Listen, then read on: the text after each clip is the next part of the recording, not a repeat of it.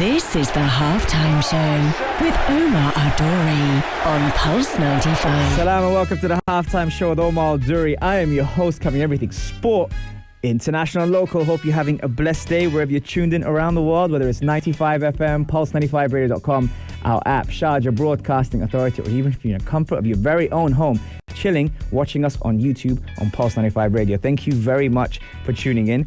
Coming up on today's show, though, so we obviously know Khabib Nurmagomedov has announced his retirement, but we look behind the scenes to see all the different obstacles he's faced coming into his retirement plan. His own coaching staff had no idea, but he had an idea of what he was going to do. We're talking about that. Health and fitness fans, I know you've been on my case to give you some more health and fitness, so I am going to be talking to you about that today. What strikes you first about a trainer, a coach, or a gym? And are we judgmental on whom we work with?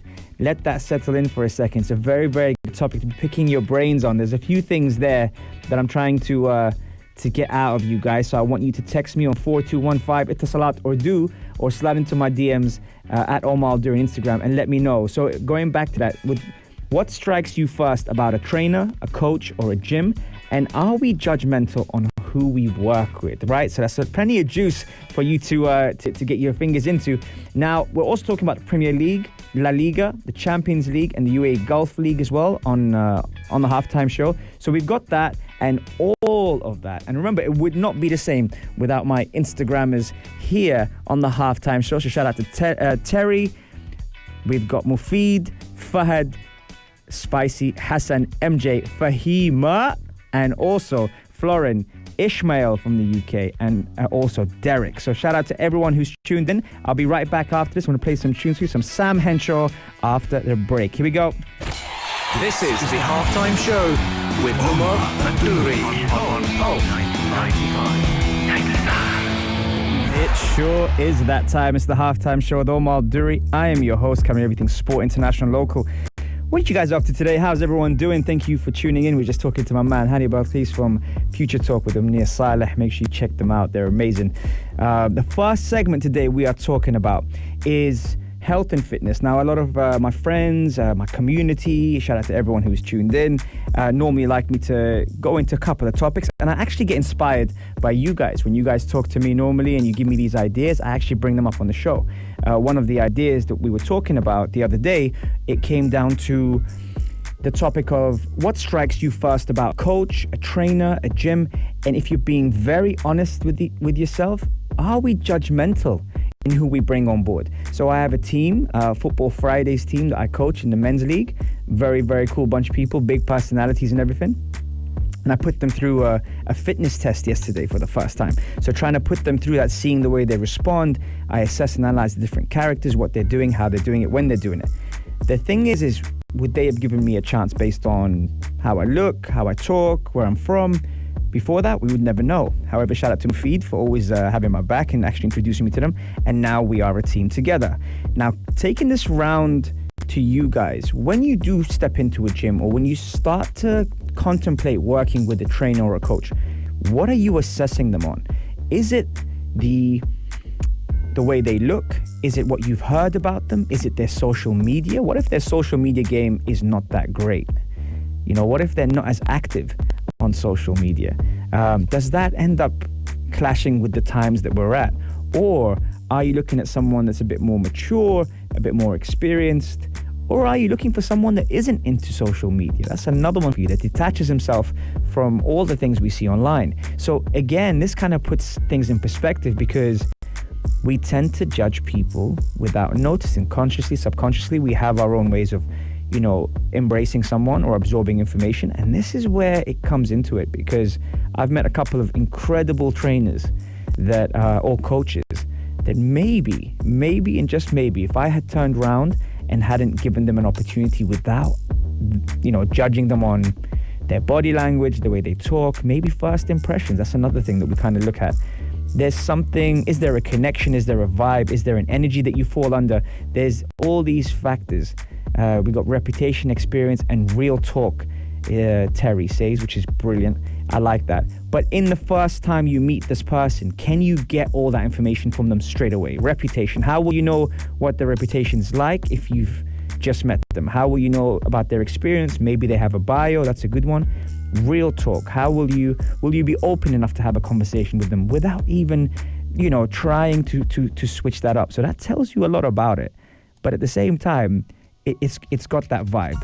It's very important to see where they're at, what they're doing, how they're doing, as professionals. Because remember, you're going to connect with that person and probably trust them with information that you don't normally share outside. So these are all factors when it comes down to coaching, when it comes down to stepping into a new environment, stepping into a space where you have to assess and analyze who's right for you. So there's all these kind of things that I'm talking about.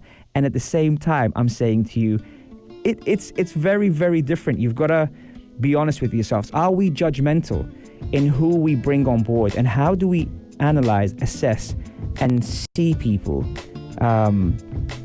through our eyes, depending on obviously what we've been through, who we've worked with, how we've met up with people. There's so much factors here. So text us on 4215 Itasalat Urdu or slide into my DMs at Omar Al-Duri and let me know, are we judgmental on who we work with, and what strikes you first about working with a coach, a trainer, or stepping into a gym? Right, I'm going to play a track for you and I'm going to be right back after this, but I want to hear your thoughts, so text me and get through to me or slide into my DMs. I'll be right back. This is the Halftime Show with Omar Al-Duri on Pulse 95. Sure is that time. It's the Halftime Show with Omar Al-Duri. I am your host, covering everything sport, international, local. Thank you very much for tuning in. Funny story, I was just talking to Umnia Saleh from Future Talk, and we were asking the question of the day, which is, what strikes you first when you meet a trainer, a coach, or when you step into a gym? And are we being judgmental on whom we work with? That's a very, very good point. So I was asking that question to you guys, and everyone's been hitting me up on the Instagram live and sliding into the DMs. So thank you for that. Someone said to me the other day, I think her name was Barbara. She met me at a friend's gym. Shout out to Coach Mike, and I went into the gym, and she's obviously never met me before, and she sees Reset on my shirt. So as she was looking at my shirt, she went, "Ah, you're the thing." I really didn't know how to take that. So I went, "Yeah, that would be me." So how are we being judged? Or that was a nice thing, but normally, how do we judge, assess a trainer, a gym, or a coach? And are we being judgmental on whom we work with? Right. Okay. So regarding that, we've spoken about a few things. The topic of the day, I will say it one more time for Almas because she asked me there. What strikes you first about working with a trainer, a coach, or stepping into a gym? And are we being judgmental on who we work with? Obviously, I'm honored enough to work with some great athletes, and with working with those great athletes, if they give me the opportunity to showcase, my education and what I've learned, then I'm able to transmit that message through them. So it takes a bit of time. That's something that, I'm asking for the question of the day. Now, Khabib Nurmagomedov retires from mixed martial arts, UFC. What a legend, a living legend. How many of you struggled watching that? It was really tough for me. For those who have a close relationship with their parents, or had a close relationship with their parents, or even wonder what it would be like to have a close relationship with your parents. I think for me, it was very striking that there was a lot of grief which Khabib has taken on board since losing his father, who was his coach, his trainer, his father, his cornerman, and everything above. He'd obviously was set to fight in COVID times after fighting Dustin Poirier last year, which I actually went to in the UAE to watch in Abu Dhabi. When COVID hit and the lockdown restrictions happened, he was already stuck, so they couldn't put the fight on, which so many things turned into that. And now we're looking at a different person. There's so much that goes on behind the scenes. Mental health is so important when it comes down to athletes. How you shelter yourself, how you protect yourself mentally. Just like the physical fitness, the mental fitness requires a lot of practice, and that happens every day. It's not something that you can kind of just conquer and leave behind. It's something that requires, consistent practice and repetitions to be able to do that. And it was really tough to be able to watch Khabib's speech after the Justin Gaethje fight, which you could see in terms of conquering a milestone Khabib had reached The way that his tears were very genuine, and the way that he was very emotional was probably very hard to comprehend when it came down to his career, to the importance of his father, to the honor and the promise he made to his mother, which he spoke about. A message he said, which I really want to share with you all, is if you hadn't seen it, he said, be close to your parents, because you never know, you never know when it's going to be their last day. And he said that to Justin, and he said that to the world. And I think that was such a powerful message to come across, because if you don't have that relationship with your father,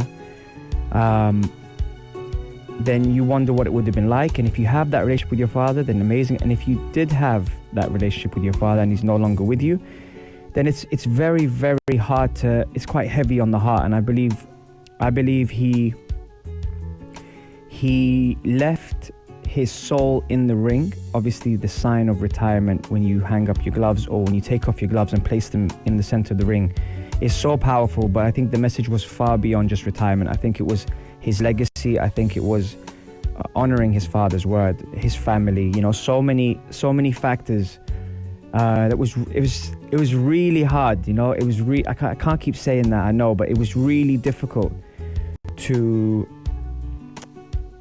endure that for someone that's close to their parent.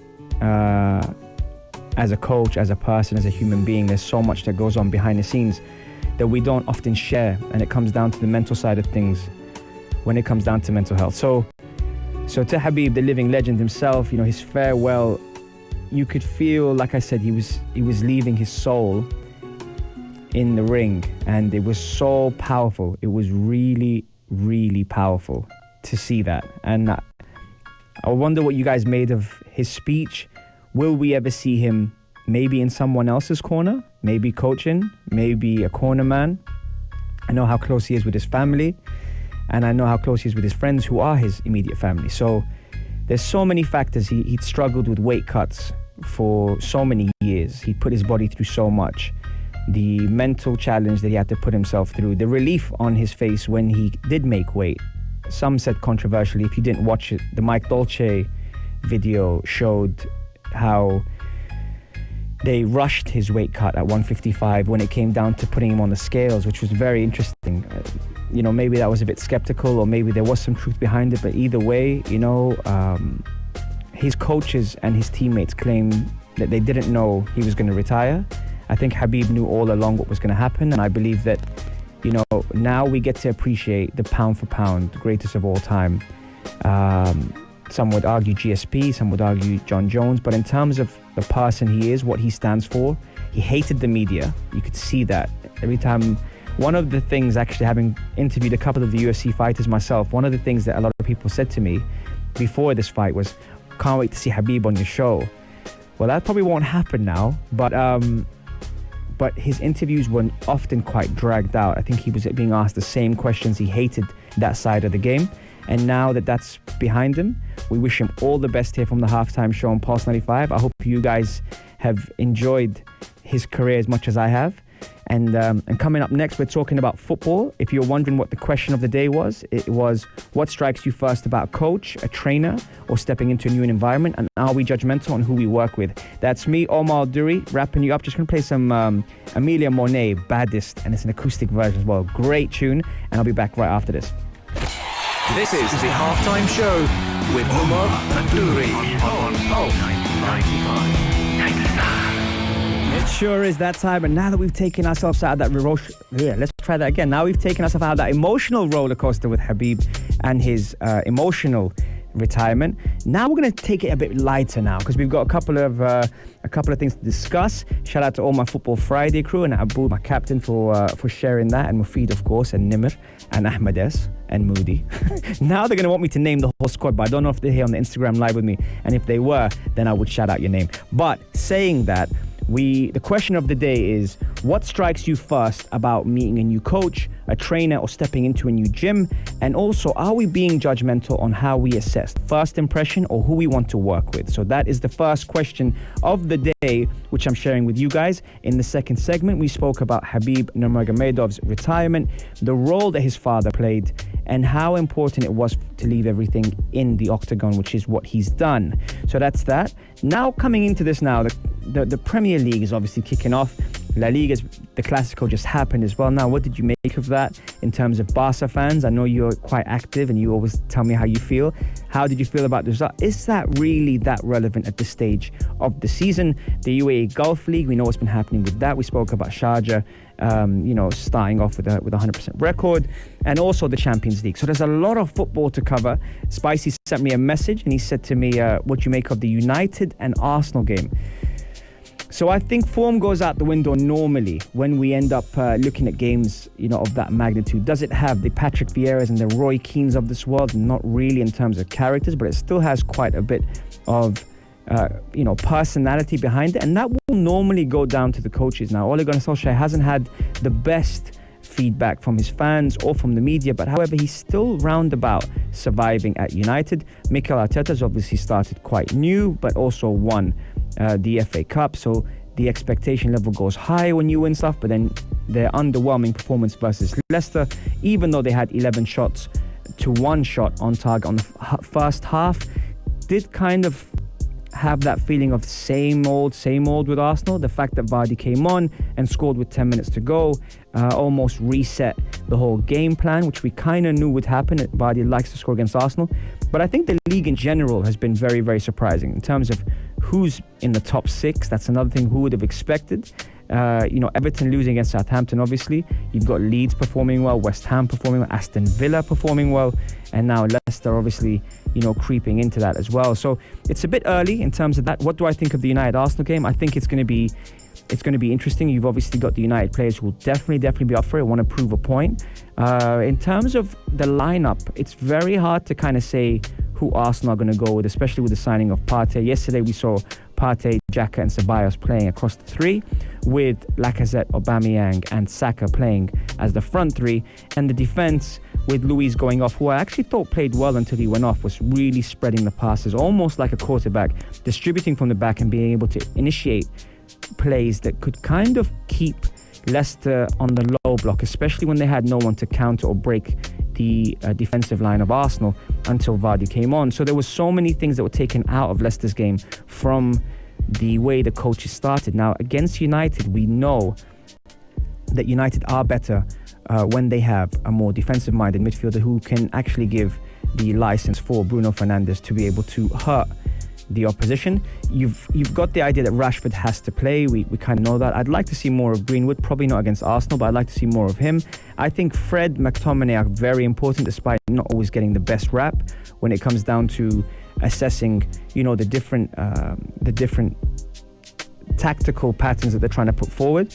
I could understand why Pogba is sometimes left on the bench. I'm not sure where Van der Beek is doing. Why he's on the bench, Donny Van der Beek. I don't really know why he's been brought in if he's not going to play him. In terms of the defensive line, I think it's kind of obvious that Maguire will play. Wan-Bissaka is a brilliant defender, very, very good defensively. And if he took a few chances moving forward, I think he could hurt people as well. Luke Shaw's had his critics. They've got the new boy in, I think Tellers his name is, at left wing back, who could play there as well. So it really kind of depends the midfield, who they're going to play to protect the defense, but also to assist, because they know Bruno Fernandes will be playing in that 10 role and probably get a penalty against Arsenal with our defense, and they're 27 to 29 penalties already so far, so I wouldn't be surprised if Martial runs at the defense and causes someone to leave a leg out. They obviously won't need an invitation, and that will be something that might hurt Arsenal. So I hope I answered your question, Spicy.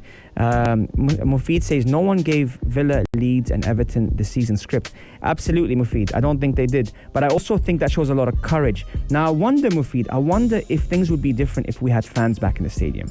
That would be very interesting. But then again, saying that, the composure and the calmness that we're seeing from the players when it comes to high scoring games is the difference between winning games and losing games. And we don't see that many draws either. So it's very, very interesting to see how those teams respond. And when will we have fans back in the Premier League? That's another factor. Almas says, last year when I hurt my MCL, my team coach then never asked how I was doing, never followed up with me. He's no longer with the club. It's a good point. And I think that's very, very important when it comes down to coaches, to be able to know when to intervene, when to step in, and also when to let people sort themselves out as well. So I like that. I'm going to be answering your questions and answers straight after the break. I'm going to play some Mahalia as well. And I love, obviously, I love Burna Boy on the show. Shout out to Hashim as well from Peaky Blinders. And I will be right back after this great tune. This is the Halftime Show with Omar Al-Duri on Pulse 95. Sure is that time. It's the Halftime Show with Omar Al-Duri. Thank you so much for tuning in to the Halftime Show today on Pulse 95. I really appreciate the love and support you guys are giving me. It's been a good show. I'm really, really happy with what we've spoken about. And if you're just tuning in and want to catch our show, remember you can catch us on Apple Podcast, Spotify, SoundCloud, and Anghami if you like podcast.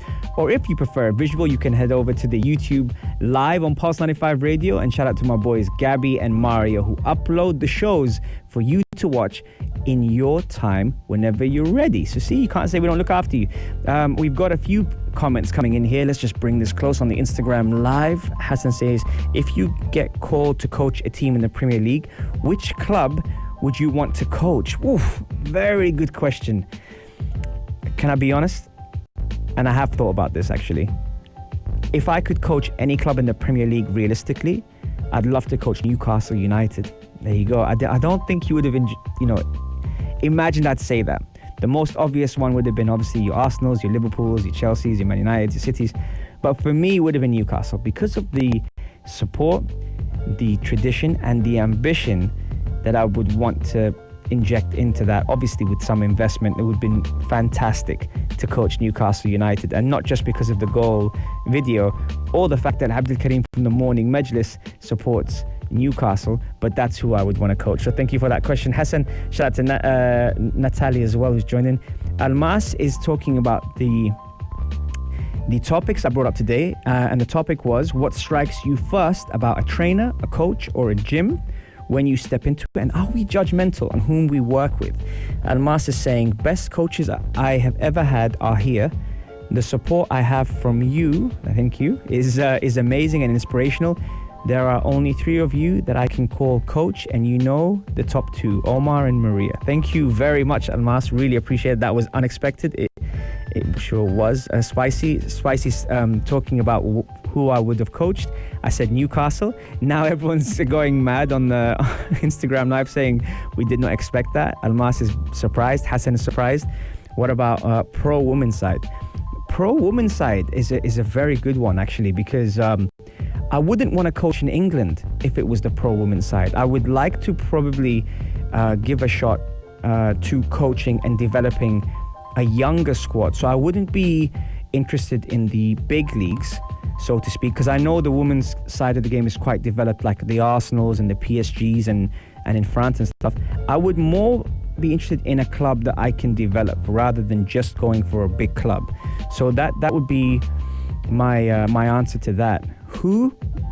I probably have to research it more, but someone who's got a good tradition, someone who has a good chairman, and someone who believes in a process, a project, 5 to 10 years. That's what I would like to do. Nowadays, the span of athletes is pretty, can go up to 35, but coaches can last 4 months and they get fired. So I'm pretty much someone who loves development. Results aren't everything when it comes down to scores, but performances are, and I believe that incorporating that into a coaching philosophy is really important. You don't have to play one way. It doesn't have to be beautiful tiki-taka football. It doesn't have to be top of the range silky skills, but you play to your skills and you play to your attributes, and you work with who you have and you try and improve them. And if you start to show development and improvement, just like my team is at the moment, then you're happy. You come home, you think about how can I improve them even more.